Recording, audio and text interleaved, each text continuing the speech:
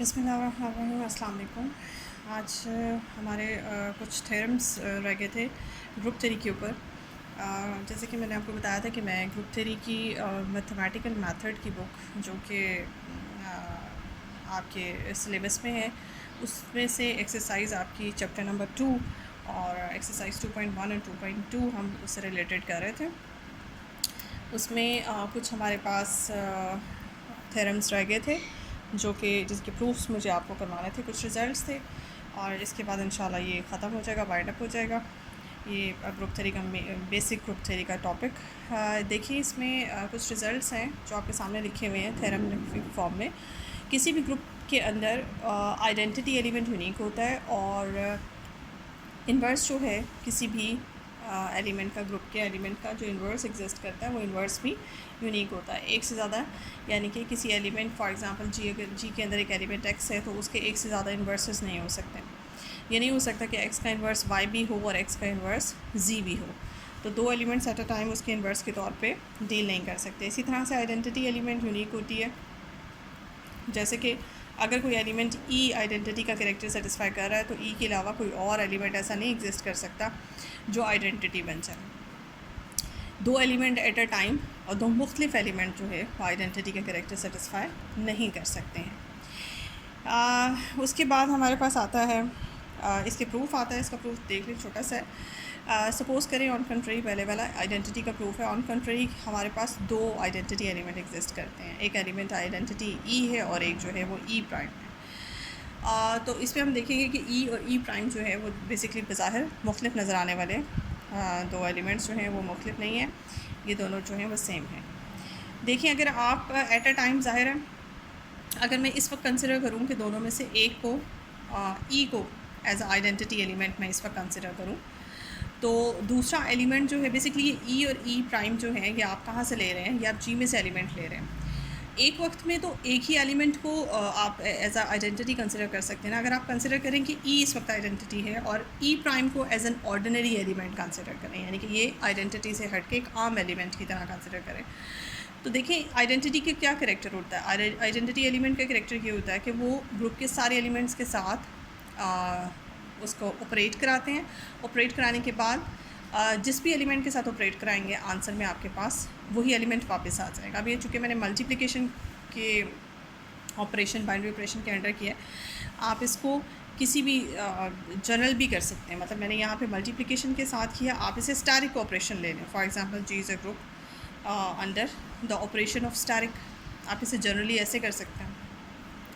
तो अगर ई को आप कंसिडर कर रहे हैं एज एन आइडेंटिटी एलिमेंट, तो फिर ये सारे एलिमेंट्स के साथ जो है वो स्टैरिक ऑपरेशन अप्लाई करेंगे इसका और बाकी एलिमेंट्स का, तो आंसर में वही एलिमेंट्स आ जाएंगे। अगर आप इसको आइडेंटिटी ले रहे हैं तो ये एलिमेंट आपका एज एन ऑर्डिनरी एलिमेंट इसको डील करें, यानी कि नॉन आइडेंटिटी। फ़िलहाल इसको ज़हन में रखें कि ये ग्रुप के बाकी सारे एलिमेंट्स की तरह कोई एलिमेंट है। तो जब आप इस एलिमेंट ई प्राइम को ऑपरेट कराएंगे इस आइडेंटिटी के साथ, चाहे लेफ़्ट से कराएं चाहे राइट से कराएं, तो आंसर में आपके पास जो है वो ई प्राइम वापस आ जाएगा। बिकॉज ई प्राइम को इस वक्त आप डील कर रहे हैं एज एन ऑर्डिनरी एलिमेंट और आइडेंटिटी ई को हम एज एन आइडेंटिटी डील कर रहे हैं। तो जब आप ये ऑपरेशन अप्लाई करेंगे, पहले मैंने मल्टीप्लिकेशन के साथ किया हुआ था लेकिन अब मैं आपको जनरल बता रही हूँ, कोई भी ऑपरेशन हो सकता है।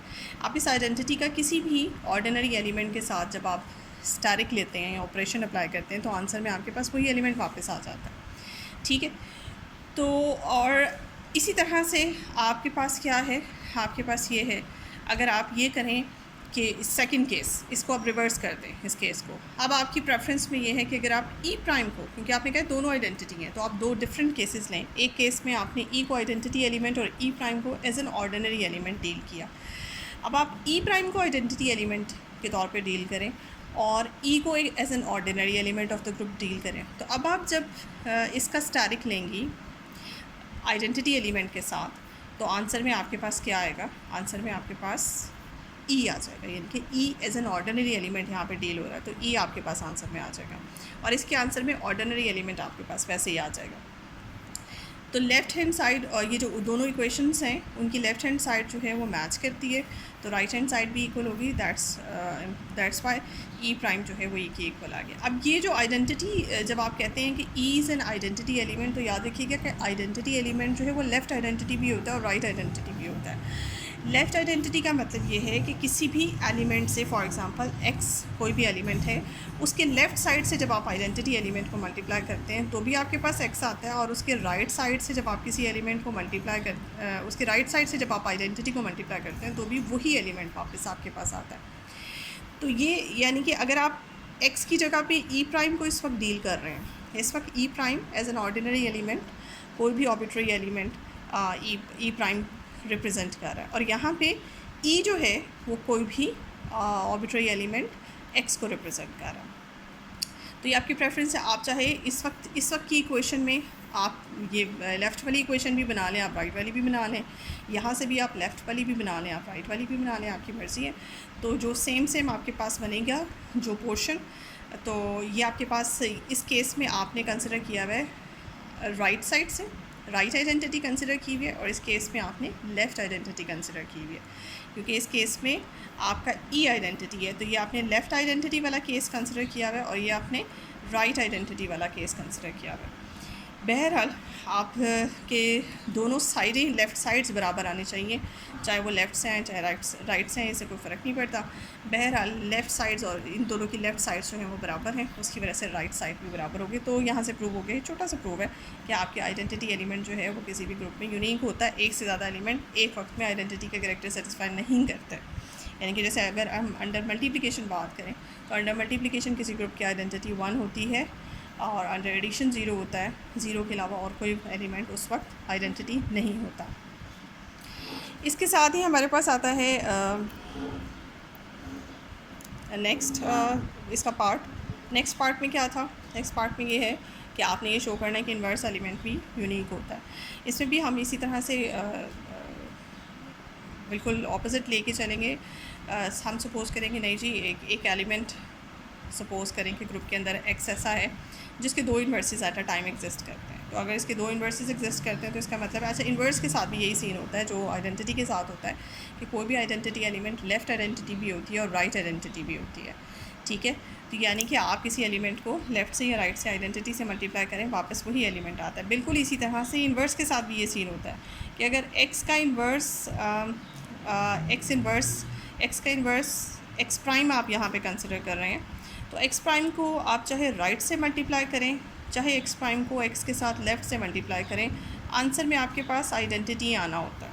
तो ये यहाँ इस वाली इक्वेशन को देखें तो ex prime becomes the left inverse, and इस वाली इक्वेशन को देखें तो ex prime becomes the right inverse. तो एक इन्वर्स जो होता है वो राइट इन्वर्स भी होता है और वो लेफ़्ट इन्वर्स भी होता है। आप चाहे इन्वर्स को लेफ़्ट से मल्टीप्लाई करें चाहे राइट से मल्टीप्लाई करें, आपके पास आंसर में आइडेंटिटी आएगी। ये भी मैंने अंडर मल्टीप्लिकेशन कंसिडर किया हुआ है, आप ना करें, आप इसको ग्रुप अंडर स्टैरिक कंसिडर कर लें, कोई बात नहीं। आप क्योंकि बिकॉज स्टैरिक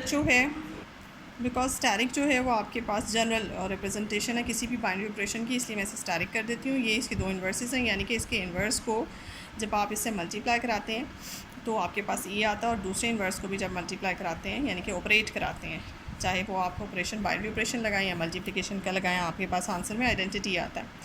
अब यहाँ पे मैंने जो कंसिडर किया, दोनों केसेस में मैंने राइट इन्वर्स को कंसिडर किया। आपकी मर्ज़ी, आप जब मैं इन्वर्स कहती हूँ तो आप उसका राइट इन्वर्स भी लिख सकते हैं, आप उसका लेफ़्ट इन्वर्स भी लिख सकते हैं, दोनों हैं, लेकिन होल्ड तो दोनों ही करते हैं। अच्छा जी, ये इक्वेशंस आपके सामने हैं। इन इक्वेशंस के बाद आपने क्या किया, आपने ये जो इन्वर्स एलिमेंट है, एक इन्वर्स है, दोनों इन्वर्सेस में से एक inverse, this inverse can be written like this because identity से मल्टीप्लाई करने से उसे कोई फ़र्क नहीं पड़ता।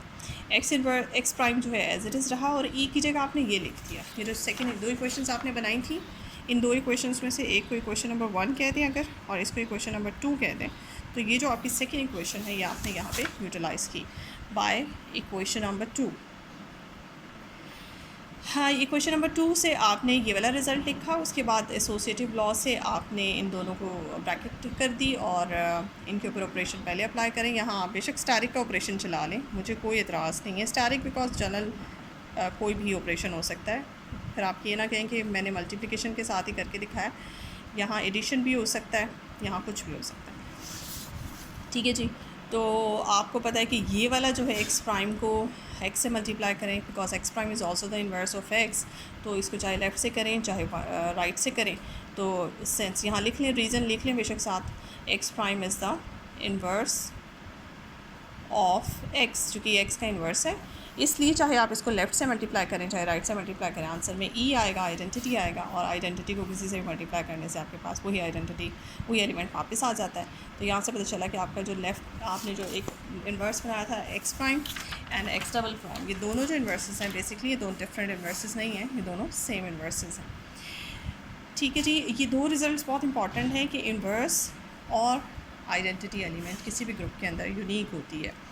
ठीक है, ये बहुत इंपॉर्टेंट रिजल्ट है, इसको आपने याद रखना है। इसके प्रूफ छोटे छोटे से थे, मैंने सोचा कि मैं आपको करा दूँ। इसके बाद एक और छोटा सा प्रूफ है आपके पास, कोई भी ग्रुप जो है वो अबेलियन ग्रुप होता है इफ़ एंड ऑन इफ अगर आप उसके कोई से दो एलिमेंट्स को मल्टीप्लाई करके स्क्वायर करें या उन्हें अलग अलग स्क्वायर करके मल्टीप्लाई कर दें, आंसर जो है वो सेम आएगा।